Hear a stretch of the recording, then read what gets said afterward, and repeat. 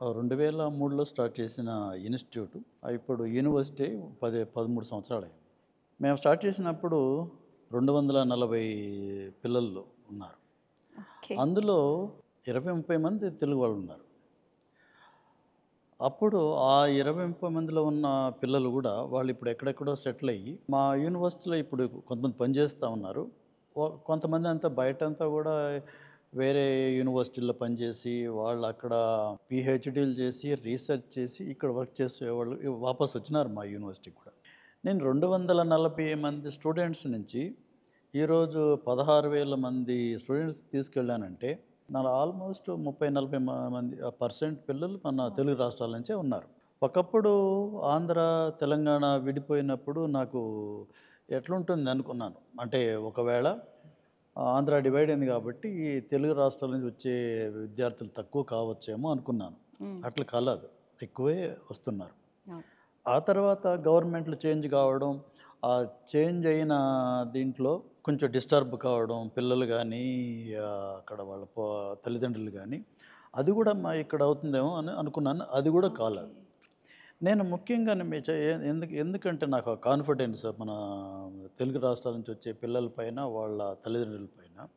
నేను గూడా ఏపీ నుంచి వచ్చిన వాడిని. నేను తిరుపతిలో చేశాను డిగ్రీ అంతా. ఓహ్! ఓకే. కాబట్టి నాకు తెలుసు. ఆ తర్వాత నాకు వెంకటేశ్వర స్వామితో టీటీడీతో మంచి అనుబంధం. అంటే ఓకే. నేను టీటీడీ కాలేజీలో చదివిన వాడిని నేను. నా ఓకే. పీయూసీ గానీ, డిగ్రీ గానీ. 1974 నుంచి నాకు అనుబంధం ఉంది ఓహ్! టీటీడీతో. టీటీడీ కాలేజ్ స్టూడెంట్‌గా ఇక్కడ బెంగుళూరుకి వచ్చిన తర్వాత నేను ఇక్కడ ఇన్ఫర్మేషన్ సెంటర్ ఉంది. అక్కడ నేను మెంబర్ కావడం, వైస్ ప్రెసిడెంట్ కావడం, ఆ తర్వాత ప్రెసిడెంట్ కావడం. ప్రెసిడెంట్ అయిన తర్వాత తిరుపతిలో ఉన్న రకంగానే ఇక్కడ భజన మందిర్ అనేది ఉంటే దాన్ని నేను ఒక టెంపుల్‌గా కన్వర్ట్ చేసేదానికి అది ఒక ప్రాజెక్ట్ లాగా తీసుకొని టీటీడీ వాళ్ళని కన్విన్స్ చేసి మేము అది కూడా చేసాం. ఇక్కడ టెంపుల్ వచ్చింది. ఓహ్! నాకు నైస్. చాలా సంతోషం అది నాకు. అంటే ఒక మాదిరి చాలా గర్వం. అంటే నాకు దేవుడు అక్కడ చదివిన తర్వాత ఇక్కడికి రావడం, దేవుడిని చేతులారా తాకి పాదాలు ప్రతిష్టాపన చేసే అంత నాకు ఇచ్చినారు. ఆ ఆపర్చునిటీ అనేది నాకు గర్వంగా ఫీల్ అవుతాను. అది ఒక రకంగా.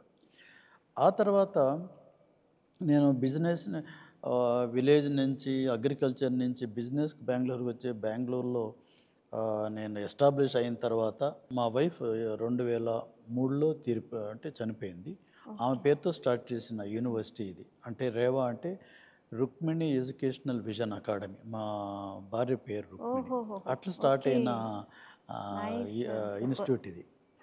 నేను దేవుడు నాకు నేను గూడా ఇక్కడేదో ఒక జాబ్ చేసుకోవాలని వచ్చిన వాడిని. 1973లో వచ్చిన వచ్చిన వాడిని. ఇక్కడ నేను బిజినెస్ అంటే ఉద్యోగానికి పోకుండా నేను బిజినెస్ స్టార్ట్ చేసి, దేవుడు నాకు ఆయన ఆశీర్వాదం కావచ్చు, ఏవన్నా గానీ నేను పెరగగలిగాను. హ్మ్. మా వైఫ్ ఆమెకు చదువంటే చాలా ఇష్టం గాబట్టి, హ్మ్.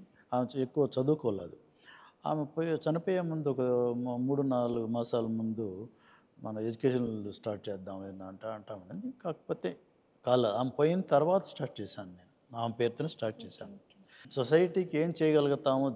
దేవుడు మనం నేను వచ్చిన తర్వాత ఇంత మనకి ఇచ్చిన శక్తి కావచ్చు, ఇవంతా సొసైటీకి ఏదో ఇవ్వాలి అనేది మాత్రం నాకు ఎప్పుడు గట్టిగా ఉండేది. ఆమె అంటే ఆమెకు ఉన్న ఆశ గాని అట్లా స్టార్ట్ అయింది ఇది.